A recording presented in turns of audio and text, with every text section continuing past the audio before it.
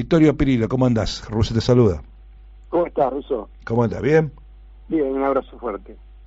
Bien, 2 de abril, recién hablábamos con uno de los combatientes torturados en Malvinas y vamos a darle un toque diferente a este día. ¿Qué te dice el 2 de abril a vos? Bueno, ya que usted habló de un soldado torturado, yo tuve, cuando fui asesor en la Embajada Argentina en Uruguay, durante varios años, en un momento era mi horario de comida, ¿no? Quería almorzar, yo iba por la avenida principal de Montevideo, en 18 de una julio. galería, 18 de se julio. vendían muchísimas medallas y estaba repleto de medallas de guerra de todo el mundo, pero en un rinconcito abajo fue que mi visión me llevó a eso, no sé cómo la encontré ahí, vi una medalla de Malvinas, del héroe de Malvinas. Sí. Entonces entré y le pregunté al señor que se dedicaba a la venta de estas medallas si esa era una réplica o era de algún soldado, realmente era original. Y me dijo, no, era de un soldado, acá tengo su ropa, tengo las revistas, tengo las fotos,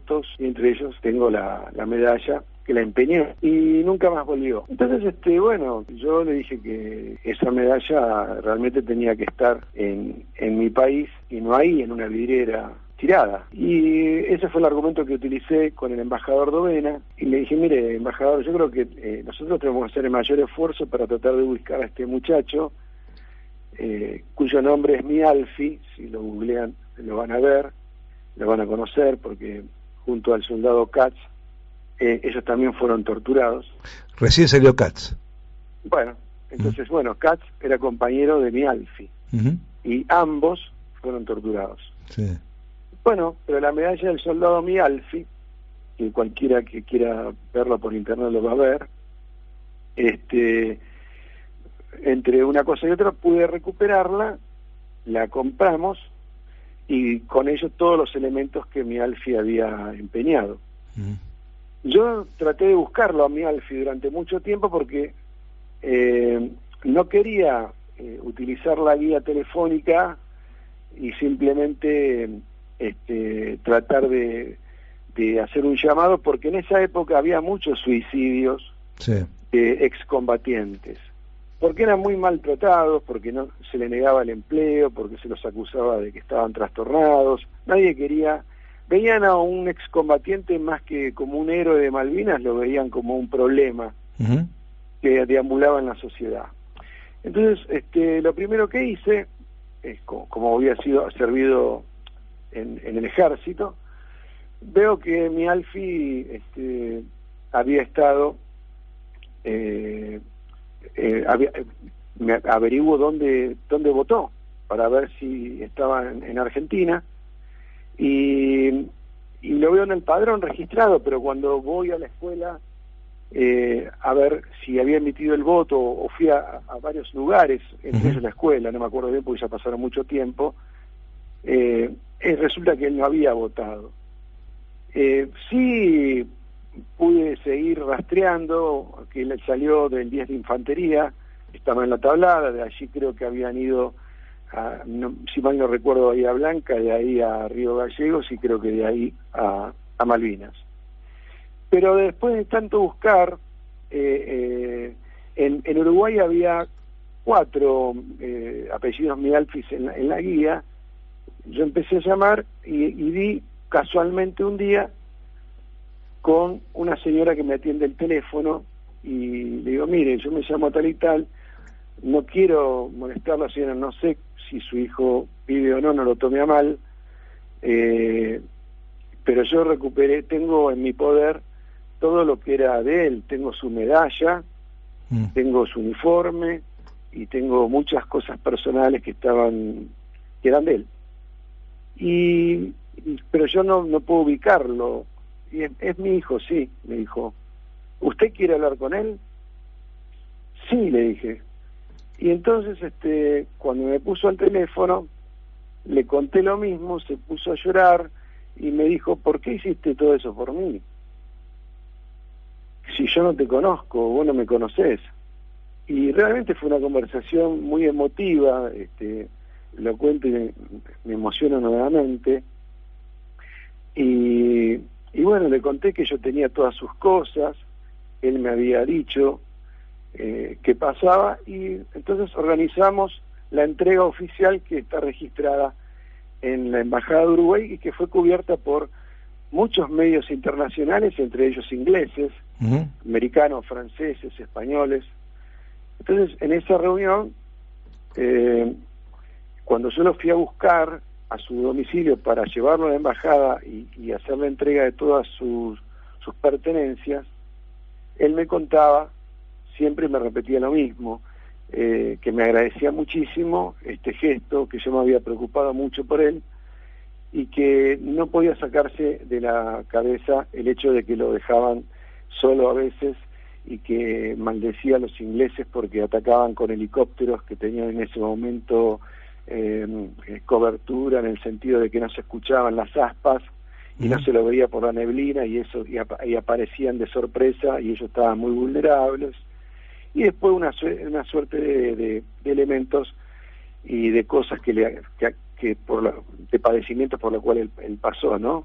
Entre los que los habrá descrito mejor Cax que yo, que no quiero entrar en ese tema porque ya lo habrá tratado él. Bueno, así que bueno, calculo que y bajo el nombre de se recuperó la medalla del soldado Mialfi, esa noticia dio la vuelta a todos los medios del mundo. No, la verdad que fue un acto ejemplar el tuyo de alguien que vos no conocías, pero era un argentino y era un combatiente. Y calculo que debe ser el compañero de Katz cuando ellos los dos van a comprar comida al pueblo y son torturados por eso.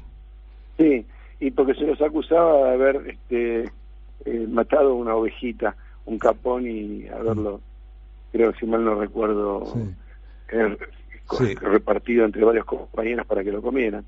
Pero bueno, esas son las miserias de la guerra, ¿no? Pero las grandezas de los otros que han tenido el coraje de defender nuestro pabellón y de ir en una misión de recuperación de lo que nosotros consideramos y por lo cual hemos luchado siempre, que es que las Malvinas nunca hemos renunciado, son y serán argentinas, ¿no? También ayer también sacamos a otro combatiente de Malvinas, Garcés de apellido, que habías volteado el solo dos Harrier. Entre Garcés y Katz, los dos decían lo mismo: anarquía total. Las autoridades, los mandantes no mandaban, se corrían, no asistían a su gente, y la guerra se perdió por el sistema anárquico que imperaba en las fuerzas argentinas. Con lo cual, sí, uno cuando ve un uniforme ya lo piensa dos veces si lo tiene que saludar o no. Hoy mismo fueron excombatientes al acto que estaba con Milei en la Plaza San Martín, y creo que 10 o 15 no nos dejaron entrar. Así que en una plaza no nos dejaron entrar. Pero bueno, son las miserias. Son las miserias humanas, sí. O sea, que siempre, bueno, viene de la política, de la mano de la política. Para los políticos el único acto de heroísmo son los que llevan adelante ellos, no lo que han hecho los otros, ¿no? Seguro. Así es. Seguro. ¿Y vos cómo lo viviste en esa época? Bueno, yo lo viví como un argentino más. Realmente estábamos en una contradicción porque estábamos en plena dictadura. Yo participaba ya hacía tiempo en el sindicalismo. Yo acompañé a Saulo Baldini varias veces, no solamente en la marcha del 30 en la que fuimos detenidos, sino que también previo a eso habíamos tenido otro famoso paro y otras actividades que nosotros veníamos haciendo, inclusive apoyando al resurgimiento de la multipartidaria, y todo ese conglomerado de fuerzas que en un momento determinado tuvo el coraje cívico de unirse para decir que hasta acá el proceso militar había llegado y que ya no había posibilidad de continuidad, más allá de reprimir, pero ahora cada vez la represión debería ser mayor. Con lo cual el escenario de Malvinas creo que fue un escenario inventado por lo último como un acto de desesperación para mantener en vigencia el proceso de reorganización nacional, Sí, protegido por Estados Unidos, obviamente, y creo que Henry Kissinger tuvo mucho que ver en esto, porque las Fuerzas Armadas Argentinas en ese momento todavía era una fuerza, si bien no a la altura de las de la OTAN, pero que en la región tenía un poder de fuego importante, y había comenzado casualmente la reapertura, así como en su momento en la década del 70, habíamos tenido golpes de Estado planificados para toda la región, ya empezaba el cambio de que esos golpes ya le habían servido y ahora no, ya no le servía, y había que instalar la reapertura de las democracias, y es que así un montón de países latinoamericanos comenzaron a desplazar a sus dictaduras de sus gobiernos e imponer a gobiernos democráticos. Creo que la Junta se resiste a eso y le crean este escenario de Malvinas, en donde la idea primordial al principio la toma Galtieri de la idea tripartita de que esté la bandera inglesa, de que esté la bandera argentina y la norteamericana. Para las negociaciones diplomáticas, fíjense que no mandaban a Estados Unidos nunca a un senador o vino el vicepresidente, mandaban a otro militar como Galtieri, que era el general Haig, que tenía por costumbre pelearse con Costa Méndez y decirle a la Junta una cosa y a Thatcher otra, y seguir reavivando el conflicto, hasta que, bueno, creo que Margaret Thatcher se da cuenta de ese doble juego en la que Estados Unidos se había montado para ver cuál era la mayor ventaja que tenía, y hunden el Belgrano para que no haya retorno, y entonces el teléfono de Thatcher obviamente suena al de Reagan y le dice concretamente de qué lado estás, porque ya no hay vuelta atrás, la guerra ya empezó. Y es ahí donde Reagan viaja a Inglaterra, da su respaldo internacional y públicamente a Thatcher, y le entrega los famosos Sidewinder a las fuerzas británicas, con lo cual nuestros aviones, que solamente podían operar de día, no de noche, sacando a salvo del Canberra, marcan un poco la diferencia, ¿no? Claro. Vos hablabas de Ubaldini y hablabas de la multipartidaria. Eso es lo que haría falta ahora. Sí, lo que pasa es que esas cabezas, fíjese que en esa mesa no estaba sentado Frankenstein. Estaba Balbín, estaba Lende, estaba Alfonsín, estaba Luder, estaba Vittel. Bueno, ahora está Lemoyne. Cafiero. Bueno, y otros que trabajaban para el proceso, como Américo Scioldi, que me acuerdo, o Rubén Íscaro, que era presidente del Partido Comunista, que había sido un franco colaborador de la dictadura, porque el Partido Comunista había dicho que la dictadura de Videla era una dictadura democrática, sí, en función del acuerdo cerealero ruso y de la Junta. ¿Vos sabías que si hubiera triunfado el golpe del 55, el de junio, sí, 16 de junio, se calculaba que la caída de Perón iba a asumir un triunvirato encabezado por Américo Scioldi? Bueno, Américo Scioldi es el que, fíjense, si van a los registros, se van a dar cuenta que antes de empezar el debate con la Junta, donde todos habían acordado ciertos puntos, entre ellos el tema de la elección, bueno, es Scioldi quien interrumpe con una pregunta absurda, desmereciendo a todos, que dice que antes de tratar esos temas hay que definir qué es la cosa, hace un planteo filosófico, que la cosa no ha sido ni resuelta en sí ni por Aristóteles ni por Platón.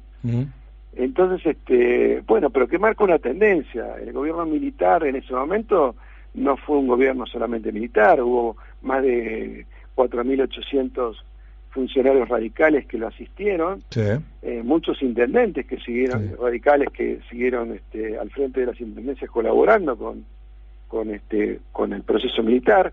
Los partidos de izquierda que les menciono también asistían a la Junta Militar. Había un periódico, mal no me acuerdo, que no se llamaba El Combatiente, no me acuerdo cuál, que decía que el operativo Independencia en realidad era un acto de liberación de las fuerzas anárquicas en Argentina, y lo decía, claro, un partido de izquierda, sí, no, ponderando a la dictadura de Videla. todo eso la gente se olvida, pero son hechos que están pasando y que están registrados. Yo no lo estoy inventando, están Mirá, en todos los medios. yo en la década del 80 le hago un reportaje a Gioldi en su casa, invitado por un militante del Partido Socialista, y me dice, yo te consigo la nota, pero por favor en la entrevista no le menciones a Perón, ¿sí? Porque lo odia Perón. Bueno, cada 5 minutos yo decía, porque Perón tal cosa, Perón tal otra, y el tipo le agarraba un ataque. Nada más. Pero fíjese que uno puede odiar, es común en la política.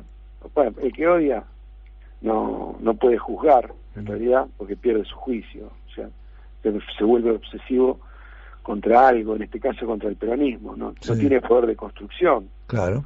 Entonces, pero mire el pensamiento pirino, que era más importante el odio a Perón que devolverle al pueblo el Estado democrático, seguro, ¿no? Seguro. O que se expresara a través de las urnas, o que él mismo pudiera elegir a sus representantes, o restaurar la Constitución, por la cual él muchas veces fue electo diputado. Pero bueno, en sí es así. Es como ahora un poco este odio que se ha instalado en la sociedad, y bueno, y de un presidente que es muy efectivo, es una máquina de destrucción verdaderamente efectiva, pero no sabe qué hacer con los escombros, ¿no? Sí. No tiene capacidad de pensar en qué hace. Se destruye, sí, pero ¿qué se construye? ¿Qué es lo que se construye? Bueno, el tema de no saber construir es una falencia de argentinos desde hace mucho tiempo, a excepción de una época muy clara que fue la primera época del peronismo, ¿no? La última, Vittorio.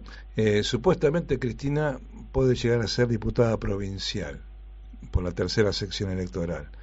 ¿Qué crees vos? ¿Qué puede pasar? ¿Nos sirve esa idea? ¿Sirve para algo? No, yo creo que todos ya tienen su sitio armado, o sea, las personas tienen su ciclo cumplido. Yo no lo veo sano, porque digamos, por más que ella, quizás los que lo asesoran, usted sabe que los entornos son los peores enemigos de los principales actores, porque los entornos piensan en el beneficio de ellos, no piensan en la víctima que tienen enfrente, que es el candidato del cual se sirven y se benefician. Cristina no tiene que tenerle miedo a nada, porque por más que no sea diputada, va a seguir siendo Cristina. Es la voz que tiene mayor representatividad en el espacio opositor, es la voz que tiene votos genuinos en el espacio opositor, los demás son todos votos prestados, y creo que sería un acto de grandeza de ella ya correrse un poco y darle el espacio, formar nuevos cuadros para que no sigan los de siempre. Lo que pasa que, bueno, hay mucha mezquindad, y si usted se fija de un lado y del otro, los actores que participan en un sector o en el otro son los de siempre. Sí. Son los que han llevado a la Argentina a esta ruina. Y creo que el pueblo espera otra cosa. Están dadas las condiciones, la gente ya está cansada de los extremos, y creo que llegó la hora de un sano, de alguien juicioso que aparte de paz, que es lo que busca la gente, y tranquilidad, que no la molesten tanto, marque un rumbo económico. Hasta acá lo que se ha hecho es medidas de barreros, de ver como de los que se saben mover en el chiquero, pero falta el plan económico. O sea, es la gambeta corta, falta el pase en profundidad que nos ponga frente al arco y nos deje hacer el gol. Seguro. Vittorio Pirillo, como siempre, gracias por tu tiempo aquí en Radio Belgrano. Muy amable, gracias.